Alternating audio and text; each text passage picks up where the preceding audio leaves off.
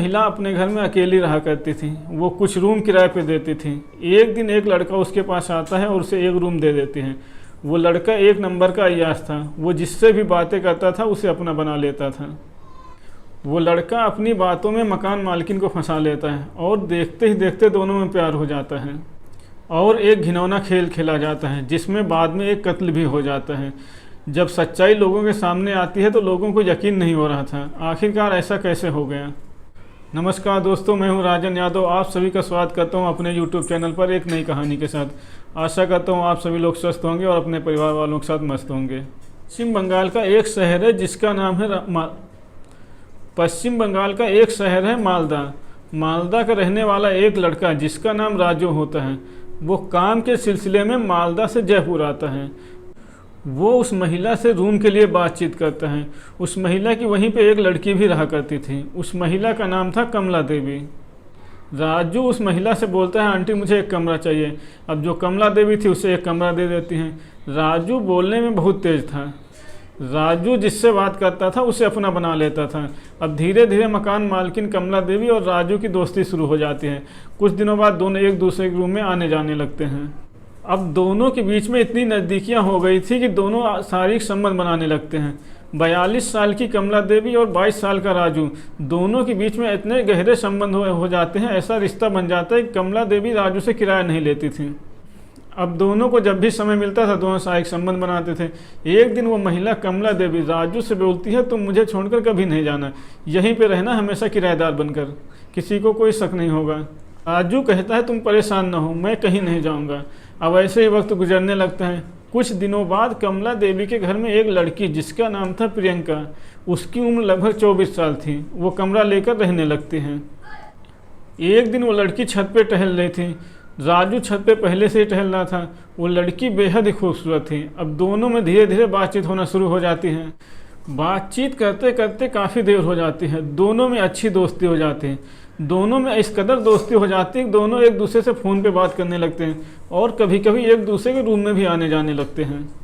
राजू मन ही मन प्रियंका से प्यार करने लगा था, लेकिन अपने मन की बात कह नहीं पा रहा था। एक दिन प्रियंका राजू से पूछती है, तुम करते क्या हो? राजू बताता है कि मैं पुलिस में हूँ, एक बड़ा अधिकारी हूँ, लेकिन ये बात तुम किसी को नहीं बताना। जब ये बात प्रियंका सुनती है तो मन ही मन बहुत खुश हो जाती है। प्रियंका राजू से बोलती है, मेरा एक छोटा भाई है, क्या तुम उसकी सरकारी नौकरी लगवा दोगे? तो राजू बोलता है, हाँ लगवा दूंगा। एक दिन राजू प्रियंका को अपने रूम पर बुलाता है और प्रियंका से अपने दिल की बात कह देता है। वो प्रियंका से बोलता है, प्रियंका मैं तुमसे बहुत प्यार करता हूँ, तुमसे शादी करना चाहता हूँ। प्रियंका कहती है, मैं भी तुमसे बहुत प्यार करती हूँ। अब इसके बाद कभी दोनों साथ में बाहर घूमने जाते तो कभी साथ में खाना खाने जाते थे। एक दिन राजू अपनी माँ के पास फ़ोन करता है मालदा और अपनी माँ से बोलता है, माँ मुझे कुछ पैसे चाहिए, मुझे अपना काम करना है। उसकी माँ बोलती है, ठीक है तुम पैसे की टेंशन मत लो, अपना काम करो। उसकी माँ एक मकान बेचकर उसको 5 लाख रुपए भेज देती हैं। अब बेटा अपनी प्रेमिका के साथ अय्याशी करता था और साथ में जो कमला देवी थी, कभी कभी उनके साथ भी घूमने जाता था, उनके साथ भी शारीरिक संबंध बनाता था। जो प्रियंका थी उसको राजू और कमला देवी के संबंधों के बारे में नहीं पता था। वो एक दिन अपने घर फ़ोन मिलाती है और अपने घर वालों को बताती है कि वो एक राजू नाम के लड़के से बहुत प्यार करती हैं और उससे शादी करना चाहती हैं। जब ये बात प्रियंका के घर वाले सुनते हैं तो प्रियंका और राजू की सगाई करा देते हैं। अब दोनों इसके बाद बिना किसी परवाह के शारीरिक संबंध बनाने लगते हैं। अब ये सिलसिला लगातार चलता रहता है। कुछ दिनों बाद मकान मालिकिन को शक होने लगता है कि इन दोनों के बीच कुछ तो खिचड़ी पक रही है। एक दिन राजू जब प्रियंका के रूम में जा रहा था तो मकान मालकिन छुपके से देख रही थी। राजू प्रियंका के रूम में पहुंचता है और पहुंचने के बाद दरवाज़ा बंद कर देता है। अब जो कमला देवी थी ये छुप कर देख रही थी। थोड़ी देर बाद कमला देवी प्रियंका के रूम की तरफ झांक कर देखती हैं तो अंदर जो नज़ारा था वो देखने के बाद उनके पैरों के नीचे ज़मीन फिसल जाती है। दोनों बिल्कुल निर्वस्त्र अवस्था में थे और शारीरिक संबंध बना रहे थे। अब जब ये नज़ारा कमला देवी देखती हैं तो बिल्कुल हैरान हो जाती हैं, सोचने में मजबूर हो जाती हैं, करें तो क्या करें। कुछ दिन बाद वो अपनी बेटी के घर चली जाती हैं जो वहीं पास में रहती थी।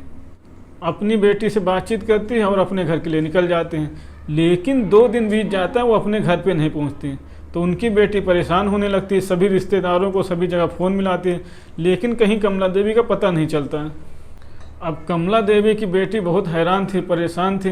वो पुलिस थाने जाती है, वहाँ पे गुमशुदगी की रिपोर्ट लिखवाती है कि मेरी माँ 3 दिन पहले घर से निकली थी, लेकिन उसका कुछ पता नहीं चल रहा है। पुलिस जांच में लग जाती है, लेकिन कमला देवी का कुछ पता नहीं चल रहा था।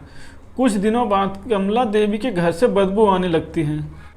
तभी आसपास के लोग बोलते हैं घर में कुछ मरा होगा, लेकिन 1-2 दिन बाद गंध वहाँ से बहुत तेज आने लगती है। मकान मालकिन गए हुए 3 दिन हो गए थे। अब जो राजू की प्रेमिका थी वो कमला देवी की बेटी को फ़ोन मिला के बोलती है घर से बहुत तेज बदबू आ रही है। लड़की आती है और तुरंत पुलिस को फ़ोन करती है।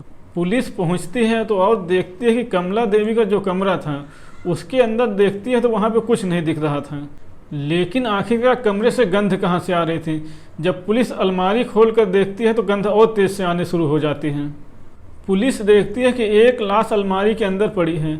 अब ये सब जब सभी लोग देखते हैं उनके पैरों के नीचे ज़मीन खिसक जाती है। लाश के बारे में छानबीन की जाती है तो पता चलता है कि यह लाश कमला देवी की है, जो 3 दिन पहले से लापता थी। अब पुलिस अपनी जांच पड़ताल में लग जाती है। कमला देवी को किसी भारी वस्तु से मारा गया था। अधिक खून बहने की वजह से कमला देवी की मौत हो गई थी। जब पास पड़ोस के लोगों से पूछा जाता है तो लोग बताते हैं कि जिस दिन से कमला देवी गायब हुई है उसी दिन से राजू रूम पर नहीं आया है। अब पुलिस शक के आधार पर राजू की लोकेशन ट्रेस करती है। जो राजू की प्रेमिका थी वो भी यही बताती है कि 3 दिन पहले किसी काम से बाहर गए थे, लेकिन अभी तक नहीं आया। राजू से उसकी शादी होने वाली थी। अब पुलिस राजू की लोकेशन ट्रेस करते हुए उसके शहर, उसके गांव पश्चिम बंगाल के मालदा पहुंचती है। अब जैसे ही पुलिस राजू के घर पहुंचती है, अब राजू अपने घर पे मिल जाता है। राजू पुलिस को देखते ही भागने की कोशिश करता है, लेकिन पुलिस राजू को पकड़ लेती है। पुलिस राजू को पकड़कर थाने लाती है और उससे पूछताछ करती है। राजू पहले तो इधर उधर की बातें कर रहा था कि मैं तो किसी काम से घर आया था और वापस आने ही वाला था, लेकिन पुलिस को राजू की बातों पे यकीन नहीं हो रहा था। पुलिस राजू के साथ सख्ती से पेश आती है और उसके साथ मारपीट भी करते हैं, तो राजू सारी बात बता देता है। राजू बताता है कि साहब मेरा और मकान मालकिन का 1 साल से प्रेम संबंध है, हम दोनों एक साथ शारीरिक संबंध भी बनाते हैं। तभी मकान मालकिन के मकान में एक लड़की प्रियंका रहने आती है। प्रियंका से मैं मोहब्बत करने लगा था और कुछ दिन बाद मेरी शादी भी फिक्स हो जाती है। अब ये बात जब मकान मालकिन को पता चलती है तो मकान मालकिन को बर्दाश्त नहीं होता है। अब जो मकान मालकिन थी वो राजू को बुलाकर कहती है कि तुमने मुझसे बिना बताए शादी फिक्स कर लिया, तुमको क्या लगा मुझे पता नहीं चलेगा। तभी मकान मालकिन बोलती है मैं तुम्हारी शादी होने नहीं दूंगी। अब ये सुनकर राजू को गुस्सा आ जाता है। वो मकान मालकिन के सिर पर एक भारी चीज़ से प्रहार करता है, जिससे वो बेहोश हो जाती हैं। उसके बाद राजू उसके सिर पर कई बार वार करता है, जिससे ज़्यादा खून निकलने की वजह से मकान मालकिन की मौत हो जाती है। इसके बाद राजू मकान मालकिन को बोरे में बांधकर अलमारी के अंदर छुपा देता है और कमरे में बाहर से ताला लगा देता है। जब पुलिस को पता चलता है कि 42 साल की मकान मालकिन का 22 साल के लड़के राजू के साथ प्रेम प्रसंग चल रहा था, तो ये बात किसी को यकीन नहीं हो रही थी। इस घटना को जो भी सुनता वो हैरान हो जाता था। उसने दोनों से झूठ बोला था कि वो पुलिस ऑफिसर है, जबकि वो 1 नंबर का अय्याश लड़का था। उसके पास कुछ भी नहीं था। उसने काम करने के बहाने अपनी माँ से एक मकान बिचवाकर उसके पैसे भी उड़ा दिए थे। अब पुलिस भी उसके खिलाफ बहुत सारी धाराएं लगाती है। धारा 307, धारा 302 और कई सारी गंभीर धाराएं लगाकर उसे जेल भेज दिया जाता है।